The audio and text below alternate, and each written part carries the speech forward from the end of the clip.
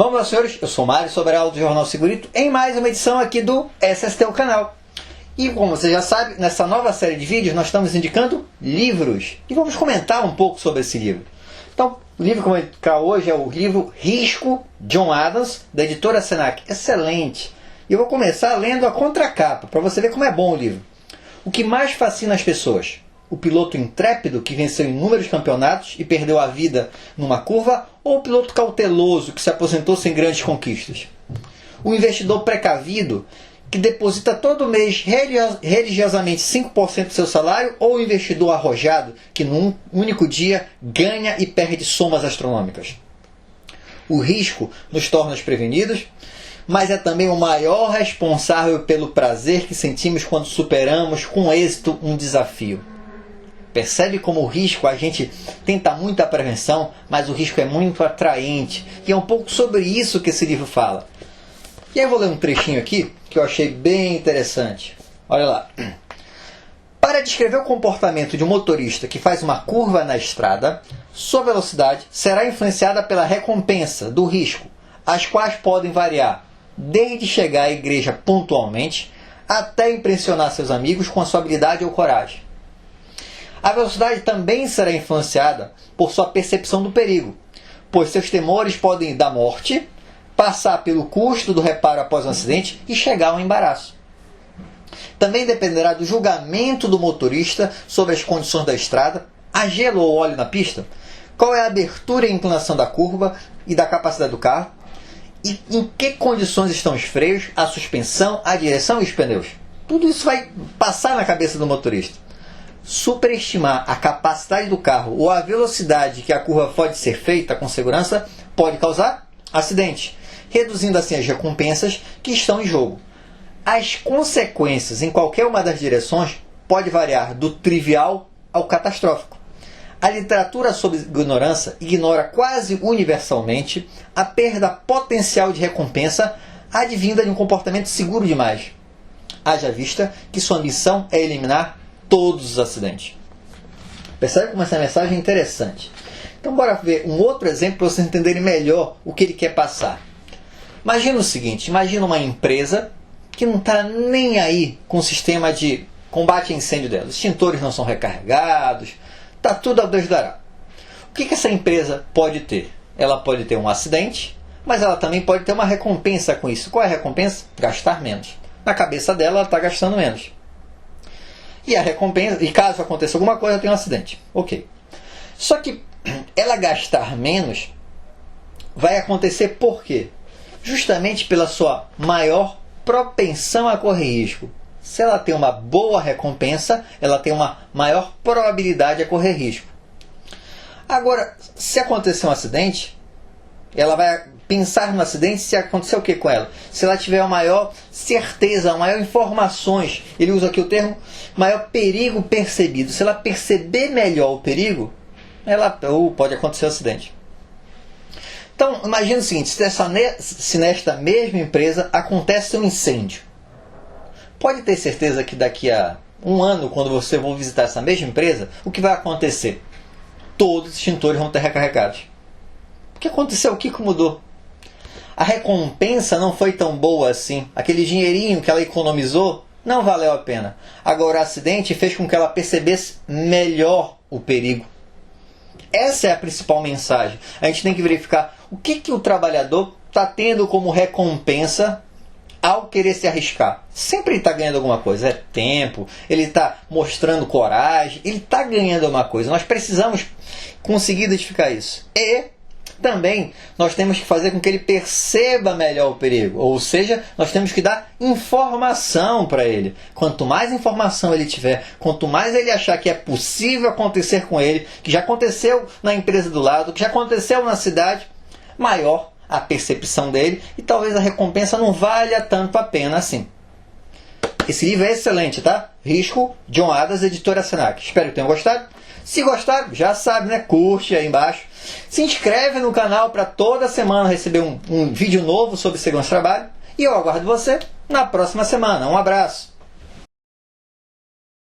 Fala, prevencionista. Tudo bem? Eu sou o Nestor do site Segurança do Trabalho NWN.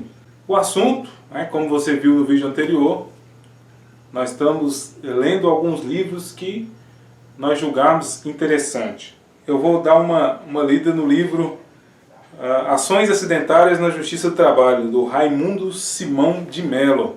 Eu trouxe para vocês hoje uma coisa sensacional. No trabalho em domicílio. Olha o que o autor descreve. Em domicílio é o trabalho prestado fora do âmbito da empresa, na casa do próprio trabalhador, em oficina de família ou qualquer outro lugar por ele livremente escolhido, fora do alcance da fiscalização direta do empregador.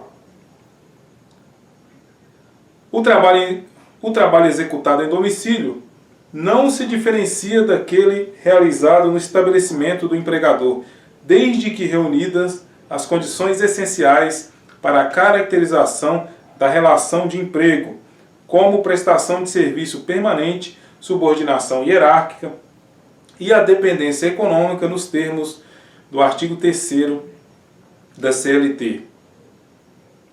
Nesse sentido, estabelece o 6º artigo da CLT que não se distingue o trabalho realizado no estabelecimento do empregador e o executado no domicílio do empregado, desde que se caracterize relação de emprego. Então, veja só que coisa interessante. Mesmo o trabalhador trabalhando em casa, ele é considerado como se estivesse na empresa. Se essa ligação na relação trabalho-emprego estiver nos moldes da CLT, ou seja, carteira assinada, contrato de serviço.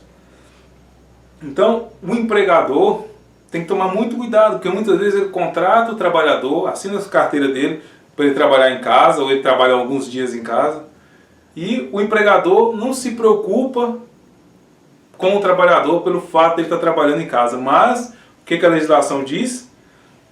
Mesmo o trabalhador estando em casa, a empresa tem responsabilidade para com ele. Então vamos continuar a leitura. O trabalho em domicílio existe há muito tempo e parece ganhar maior importância nos tempos atuais. E realmente, ultimamente, tem se tornado normal as empresas contratarem profissionais do outro canto do Brasil, do outro canto do mundo, para trabalhar, o que eles chamam de home office. Trabalho em casa. Em razão dos novos processos de trabalho e dos avanços tecnológicos. Essa forma de trabalho pode ser benéfica para o trabalhador e para o empregador. Para o empregado, nos grandes centros urbanos, porque evita a perda de tempo no trânsito e pode ficar mais tempo em contato com a família. Para o empregador, é importante porque diminui os gastos com equipamento, instrumento de trabalho, e a manutenção do espaço onde as tarefas são executadas, além de ganhar na produtividade, pois normalmente os trabalhadores que trabalham em casa recebem por produção. E o autor continua. Mas como já dito, trata-se de um contrato de trabalho e deve ser fiscalizado pelo empregador, não de forma como ocorre com o empregado dentro do espaço fabril, mas de forma indireta. Ou seja, o empregador deve buscar entender como o trabalho é desenvolvido mesmo na casa do trabalhador. Se os móveis são adequados, se o computador é adequado, se a cadeira é adequada. Cuidar do aspecto ergonômico e de acidente de trabalho. Nós sabemos que hoje existe muito as doenças osteomusculares relacionadas ao trabalho, LER, DORT, os movimentos repetitivos causam esse tipo de trabalho. E o trabalhador laborando em casa, muitas vezes na ânsia por produzir mais, ele pode acabar sendo vítima desse tipo de doença. No que diz respeito às condições de trabalho, em face aos riscos ambientais, cabe ao empregador fornecer os equipamentos adequados e bem orientar o trabalhador de forma a executar as tarefas, pois, se não o fizer, será responsável pelos danos causados à saúde desse trabalhador. E claro que a fiscalização, por se tratar em domicílio, um espaço legalmente protegido, como diria a Constituição Federal, o lar é inviolável, será restrita, né? Isso não significa que o empregador deva lavar as mãos e simplesmente, na ocorrência de uma ação acidentária, alegar que não teve culpa pelo acidente ou pela doença, porque o trabalho era executado no domicílio da vítima. Pois o direito a um ambiente de trabalho seguro e adequado é de todo o trabalhador e é responsabilidade do empregador, como estabelece a lei. E aqui cita a Constituição Federal, artigo 7º, inciso 22, a CLT, artigo 157, Lei 8.213, artigo 19, inciso 1. Assim, ao empregador cabe para exonerar-se da responsabilidade, alegar e provar que cumpriu sua parte, fazendo dentro dos limites da relação de trabalho tudo o que era possível para evitar o infortúnio, ou seja, para evitar o acidente, para evitar a doença. O empregador precisa se preocupar com o ambiente de trabalho home office, né? O trabalhador que trabalha em casa.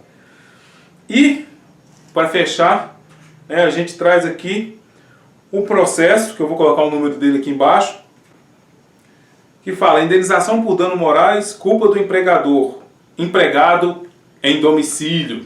E diz aqui no processo: o fato do empregado trabalhar em domicílio não constitui, por si só, motivo para eximir do empregador da observância das normas de segurança e medicina do trabalho, colocando o trabalhador à margem da proteção legal que deve abranger todos os locais de trabalho, sem distinção. É certo que não há, como exigir do empregador em semelhantes circunstâncias, a fiscalização cotidiana dos serviços prestados, inclusive quanto à efetiva observância pelo empregado das normas de segurança e medicina do trabalho, mesmo porque a casa é o asilo inviolável do indivíduo.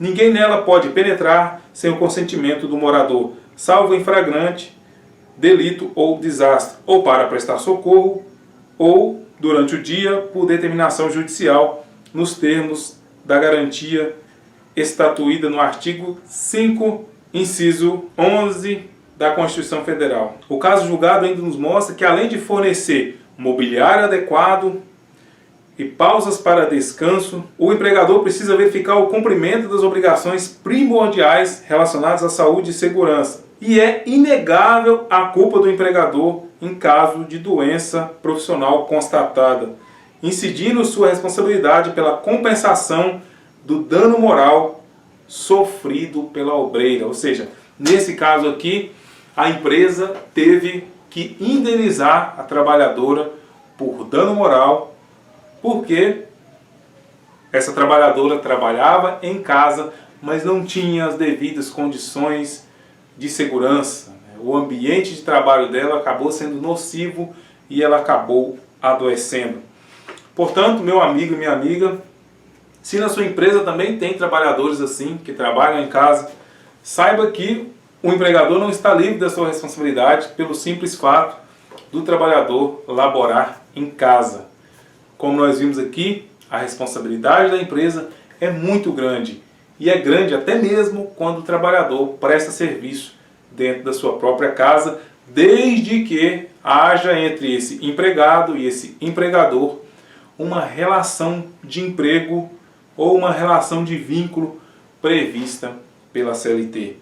Espero que você tenha gostado. Se gostou, curte aí e se inscreva em nosso canal. A gente se vê semana que vem, se Deus quiser. Abração e tchau!